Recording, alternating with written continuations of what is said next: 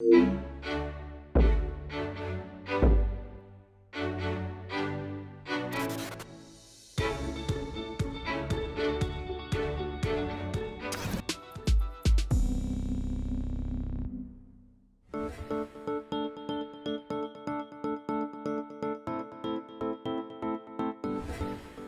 es la primera práctica de topografía.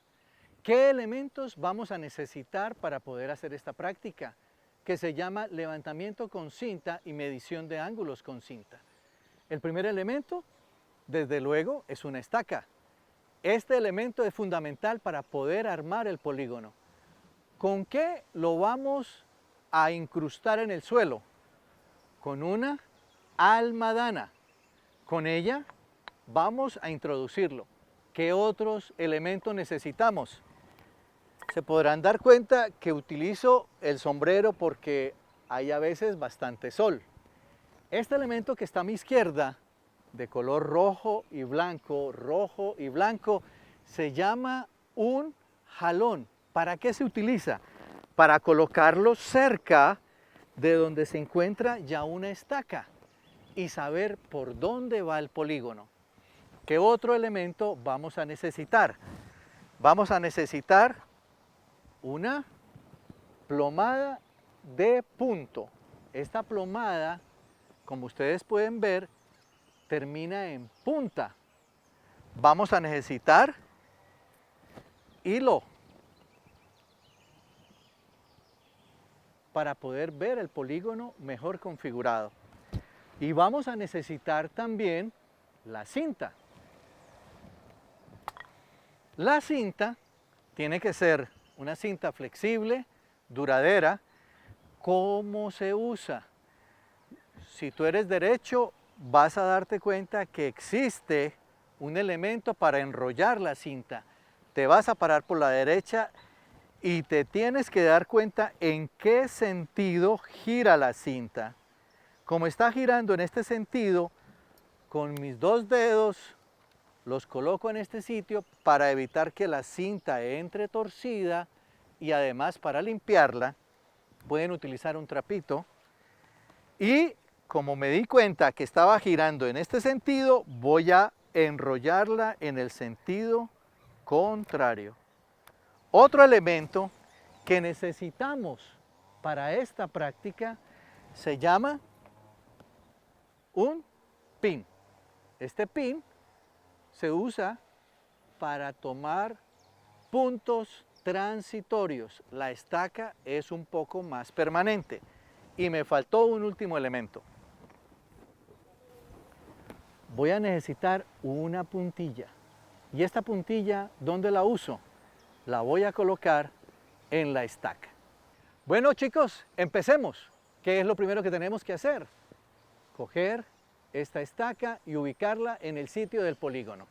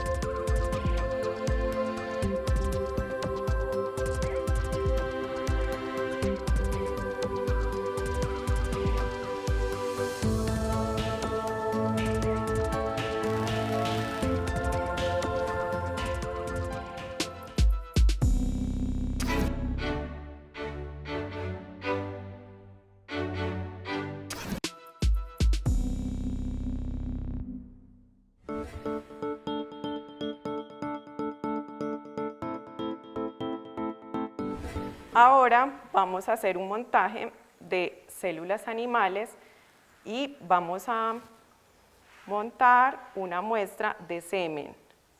Esta muestra debe ser recolectada en las primeras horas de la mañana y vamos a montar una placa en fresco, una gota y otra placa que también va a ser en fresco, pero la vamos a colorear. Luego de agregar la muestra, entonces a la muestra en fresco le vamos a colocar el cubreobjetos encima y a la muestra que vamos a colorear con azul de metileno le vamos a agregar una gota del colorante. ¿Para qué hacemos esto? La muestra en fresco es para ver movilidad de los espermatozoides y el estado de longitud, tamaño y morfología. Y la muestra coloreada lo que va a hacer es matar los espermatozoides, dejarlos fijados para hacer otras mediciones que necesitamos reportar. A la muestra coloreada también la cubrimos con el cubre objetos y esperamos unos minutos a que el colorante penetre la muestra y las células estén todas coloreadas para observación al microscopio. Después de hacer el montaje de la placa de semen, en el microscopio vamos a observar cómo los espermatozoides están moviéndose y vamos a identificar cuáles se mueven de forma circular, cuáles se mueven en forma rectilínea, cuáles se mueven, tienen dificultades para moverse, y eso nos puede dar datos sobre la viabilidad de esos espermatozoides para fecundar un óvulo. Entonces, los que se mueven también de forma muy lenta van a tener menor viabilidad, los que se mueven de forma más rápida, mayor viabilidad, y lo ideal es que se muevan de forma rectilínea. También podemos observar en algunos casos que hay solo cabezas de espermatozoides sin la cola o colas, ¿cierto? Esos espermatozoides tampoco son viables. Los viables son los que están completos con sus tres partes: cabeza, cuello y cola. Para mirar también la viabilidad se hace unas estadísticas donde se cuenta cuántos están viables y cuántos no viables, y así se saca el porcentaje. Estas manchas grandes que vemos aquí son proteínas y otros elementos que se encuentran en el semen. Recuerden que el semen es una sustancia biológica que contiene proteínas y otras células, además de los espermatozoides. También contiene azúcares y proteínas que protegen estos espermatozoides de las condiciones ambientales. Con esta muestra en fresco, entonces medimos viabilidad, velocidad y trayectoria de los espermatozoides. Luego, en la muestra coloreada con azul de metileno, la idea es fijar los espermatozoides. Allí entonces ya no son viables y los podemos ver sin movimiento. Esto nos ayuda entonces a mirar la morfología del espermatozoide, es decir, si tiene la cabeza de forma puntiaguda, redonda, la presencia del cuello, el largo de la cola. Esa coloración entonces nos permite saber la morfología, que también es muy importante para observar la viabilidad de esos espermatozoides, y si no tienen ningún problema morfológico o genético que puedan acarrear. Lo mismo, se sacan unas estadísticas con el porcentaje de espermatozoides con buena morfología y el porcentaje de espermatozoides que tienen defectos en su morfología. Aquí, por ejemplo, observamos un espermatozoide que carece de la parte del cuello, o sea, la cabeza está unida directamente con la cola. También es posible que encontremos espermatozoides con dos colas o un espermatozoide que tenga dos cabezas. Eso también es un defecto morfológico de los espermatozoides.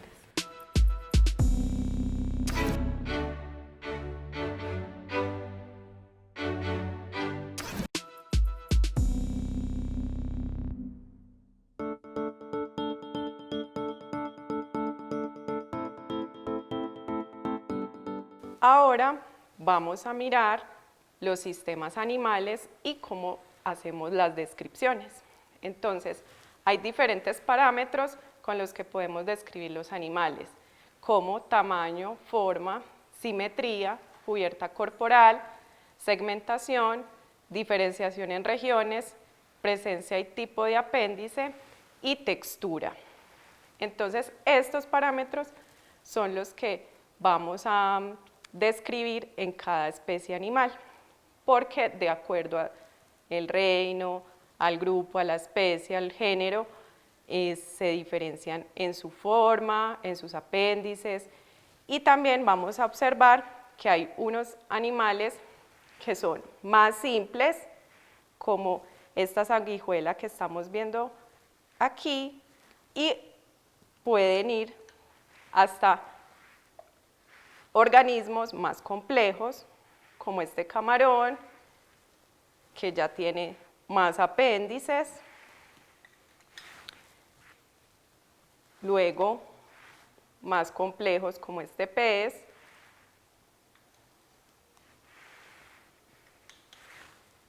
O como este arácnido. Y tenemos entonces los mamíferos que ya tienen una conformación diferente y mayor complejidad.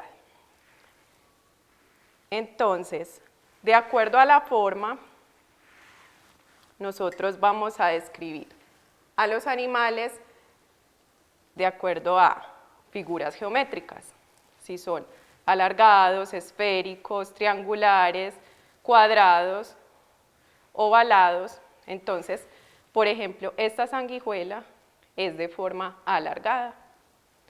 En cuanto a la simetría, tenemos tres tipos de simetría: esférica, radial y bilateral. Esférica la vemos en organismos microscópicos como los protozoos. La simetría radial la vemos en organismos como las estrellas de mar y los corales, y la simetría bilateral la vemos en la mayoría de los animales que encontramos en el ambiente. Por ejemplo, la simetría de esta sanguijuela es bilateral. ¿Por qué? Porque tiene lado posterior, anterior, dorsal y ventral. Este pez, que es el pez vaca, también tiene simetría bilateral. Este camarón también tiene simetría bilateral. Y los insectos y arácnidos también tienen simetría bilateral. En cuanto a cobertura corporal, tenemos diferentes tipos de cobertura. En el caso de la sanguijuela, es una epidermis o piel la que cubre este animal. En el caso de este feto de vaca, este ternerito también tiene una cubierta corporal de piel, y cuando son adultos, pues también poseen pelo. En los peces, por ejemplo, la cobertura corporal son las escamas o algunas caparazones o corazas, aunque los caparazones son más distintos que en los crustáceos, por ejemplo, y en otros arácnidos también podemos encontrar esta cobertura corporal como acorazada. En cuanto a segmentación, en este caso solo la veríamos en el animal, el sanguijuela, porque ven esas rayas que están cubriendo a lo largo de todo el cuerpo. El resto de especímenes no poseen esa segmentación, sino que están divididos por regiones como cabeza y tórax. Especialmente los crustáceos como los camarones y los arácnidos poseen cefalotórax. ¿Por qué? Porque la cabeza y el tronco no son muy diferenciados, sino que están muy juntos. Entonces, estos dos poseen cefalotórax. Mientras que en mamíferos como el ternero está muy seleccionado o diferenciado la cabeza, el tórax, el tronco y sus apéndices. Presencia de apéndices. En el caso del ternero, los apéndices serían las patas, las uñas, la cola, todo lo que no hace parte de la cabeza, tronco y tórax. En el caso del pez, los apéndices de este pez vaca serían los cuernos, las aletas y la cola. La forma de este pez forma geométrica, sería un triángulo o tetraedro, que es como en tercera dimensión. Así lo podríamos describir.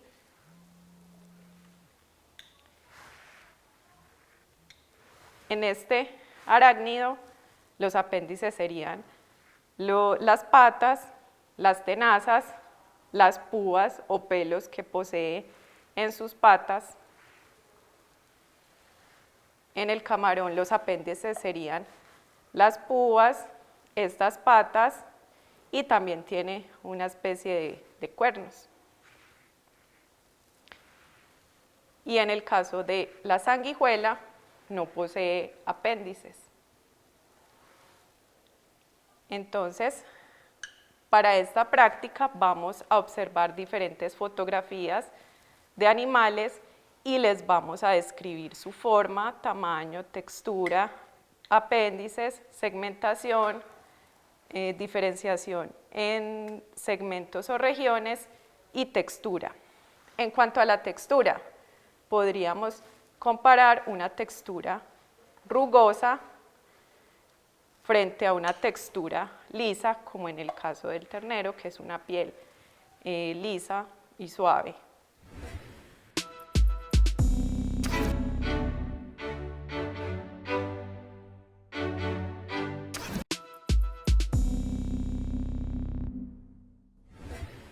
Hola querida comunidad universitaria, me complace mucho estar con ustedes y contarles que vamos a trabajar diferentes cápsulas apropiadas y asociadas con el trabajo de expresión, las cuales pueden aplicar antes de cualquier intervención en público o trabajo expresivo que tengan que realizar. El punto de partida de cualquier trabajo o intervención en público lo llamamos grado cero. ¿Qué significa grado cero? El grado cero significa quietud en el cuerpo, quietud en lo físico y el silencio mayor en la mente. Es decir, buscar que la gama de pensamiento sea lenta y podamos tener un control de todo lo que llega como flujo del pensamiento. El grado cero se logra entonces a partir de la respiración y de la quietud. Y la consecuencia es un mayor nivel de atención y finalmente de concentración. Básicos para poder desarrollar un trabajo eficaz con la expresividad propia del cuerpo. Entonces, punto cero significa anclar bien los pies para tener conciencia del peso del cuerpo en la planta de los pies, enderezar la base de la columna, situar la cabeza entre los hombros y concentrar nuestra atención en la respiración de la siguiente manera. Tomamos aire por la nariz y botamos muy suavemente por la boca.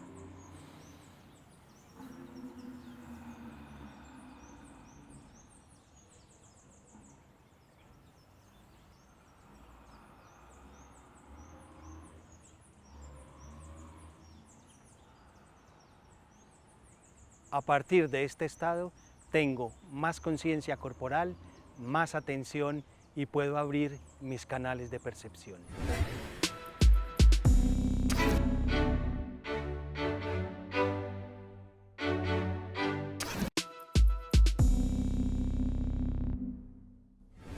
Hola, en nuestra anterior cápsula llamada grado cero, trabajamos la quietud y el silencio. En esta segunda cápsula vamos a trabajar la respiración. Vamos a ir hacia la respiración abdominal, que es la base para la técnica vocal. Para ir a la respiración abdominal, entonces debemos garantizar primero el grado cero. Cuerpo en quietud, silencio en la mente, concentración. Y a partir de allí, lo primero que vamos a hacer es la respiración a través de la nariz, la respiración jubilosa, y luego voy a mostrarles la respiración abdominal. Así pues, atención. Primero, grado cero.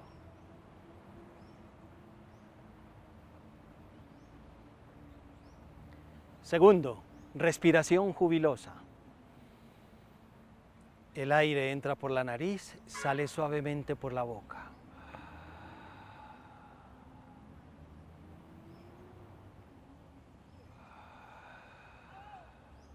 Y tercero, respiración abdominal. Vamos a buscar que la mayor cantidad de aire baje a la parte más profunda de los pulmones, lo cual produce la sensación de inflar el estómago. Por eso se nombra como respiración abdominal. Una vez que el aire está puesto allí, con el diafragma vamos a controlar la salida de la columna de aire de la siguiente manera.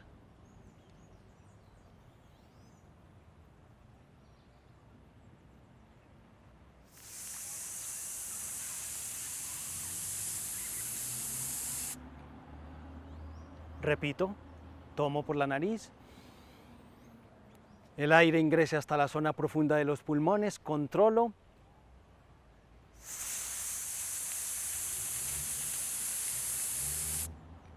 Última vez, tomo, controlo.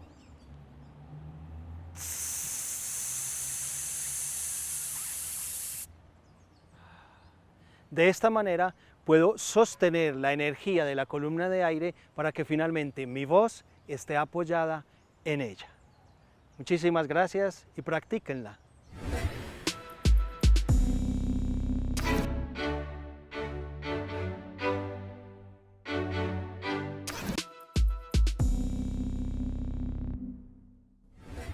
Hola, llegamos a nuestra tercera cápsula preexpresiva.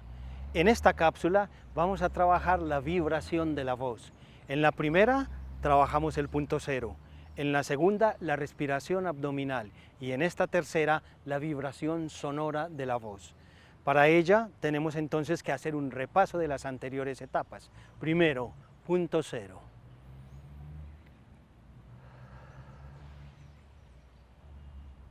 Ubico la respiración abdominal.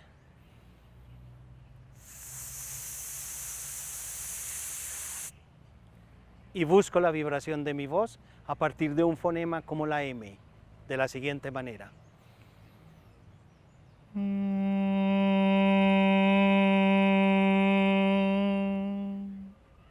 Repito.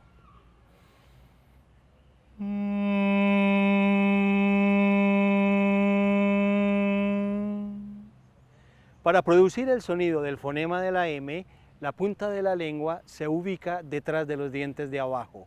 Tengo que hacer una especie de túnel con el paladar, como con la sensación de tener encima de la lengua una pequeña fruta o un pedazo de hielo, de tal manera que la boca por dentro esté abierta, pero por fuera esté cerrada. Lo repito de nuevo, así.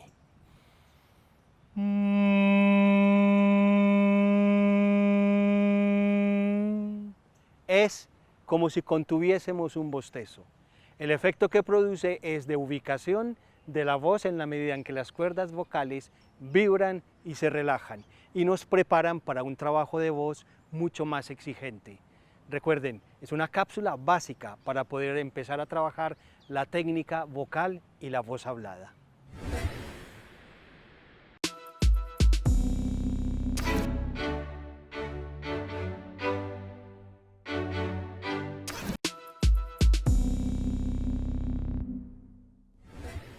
Hola, llegamos a nuestra cuarta cápsula preexpresiva.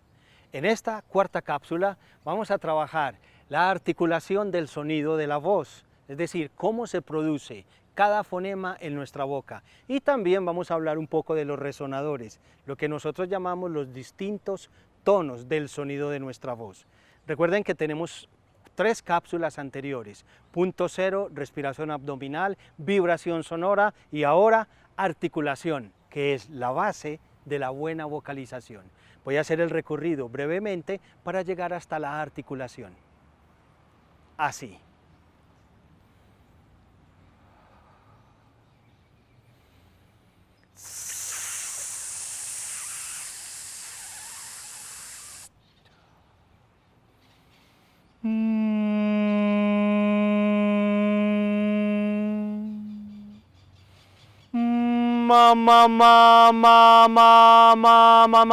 Martillo, martillo, martillo, martillo, el martillo. Yo cogía el martillo, martillo. Cada fonema es una letra. que cuando se escribe es un grafema, pero cuando se dice es un sonido particular. En la palabra mar hay 3 sonidos, no uno solo. M, A, R. Y cada uno de esos sonidos tiene una postura diferente en la boca. La M, M, la A, y la R, R. Yo debo modular los sonidos vocálicos y articular los sonidos consonánticos. R, L, J, consonantes solas, vocales, A, E, I, O, U, hasta el punto en que yo puedo diferenciar los tonos, porque recuerden que la función de la vocal al decir es transmitir las emociones. Por eso un gol se canta así. Gol y gol y gol y gol, gol, gol, gol, gol. La emoción va soportada en la vocal y para que se forme sílaba tiene que ir apoyada en una consonante. Esa es la función de las vocales y las consonantes en el proceso articulatorio, que es la base para una gran o muy buena vocalización. Practíquenla. R, m, l, g.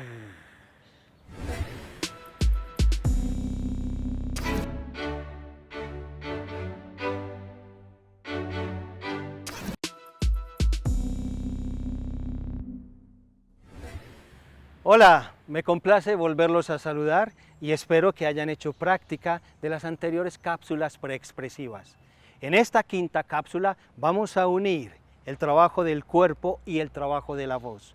Una de las, mayores inquietudes que tenemos cuando hablamos en público es cómo utilizar de manera eficaz el lenguaje de las manos, porque muchas veces incluso no sabemos qué hacer con ellas. Hay ocasiones en las que quisiéramos que nos las cortaran, es como si nos estorbaran, cuando en realidad las manos podríamos decir que son los pinceles del cuerpo. Con ella yo pinto, grafico, dibujo, señalo. Así pues que vamos a trabajar la unidad entre las manos y la voz. Hay 6 movimientos básicos cuando hablamos en público. Los 6 movimientos y a partir de ellos es que desarrollamos cualquier actividad con las manos. El primero de ellos empieza así. 1. Brazo derecho. Empieza en un lado, sube hasta la altura de los hombros y baja hasta el mismo punto en el que empezó. Lo repito. 1.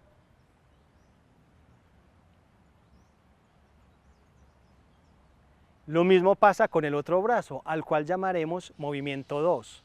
2. 1. 2. 3. Ambos brazos. 3.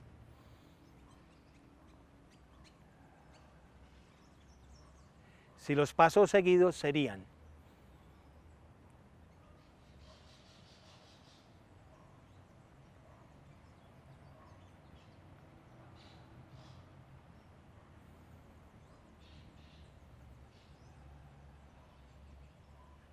el cuarto movimiento es hacia el frente. 4.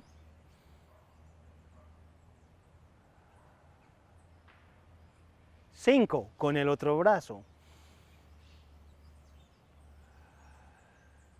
Y 6, ambos brazos al frente, manos hacia arriba, abro y cierro. 4, 5, 6,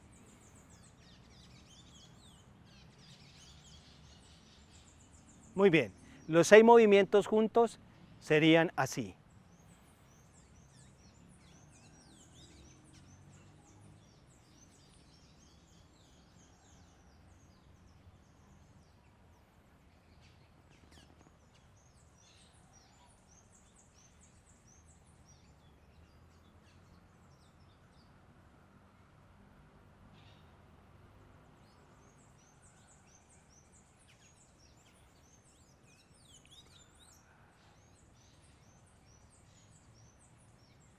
Además, hay dos herramientas adicionales. La primera es la que llamamos los detalles. Los detalles son los que le dan estética, belleza al movimiento. Y los detalles tienen que ver con las articulaciones. De tal manera que en cualquiera de los movimientos, todo lo que yo haga con mis articulaciones es lo que llamaríamos detalles.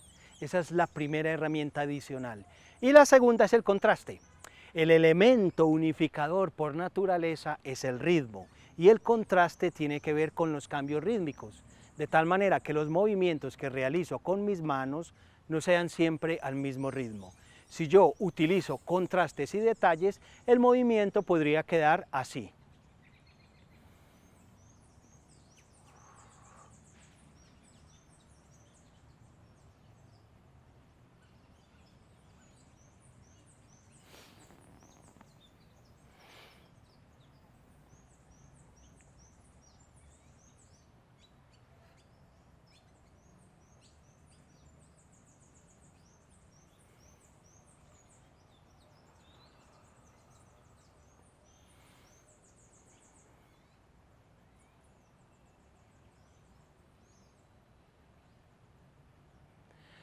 Los contrastes y los detalles hacen que el movimiento de las manos tenga mayor expresividad.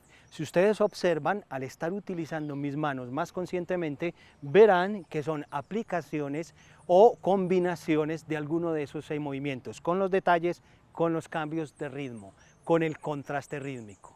Así pues, el lenguaje de las manos tiene que ver con esto. Lo último que diría es, dense cuenta que el movimiento tiene inicio, desarrollo y final, no queda en la mitad.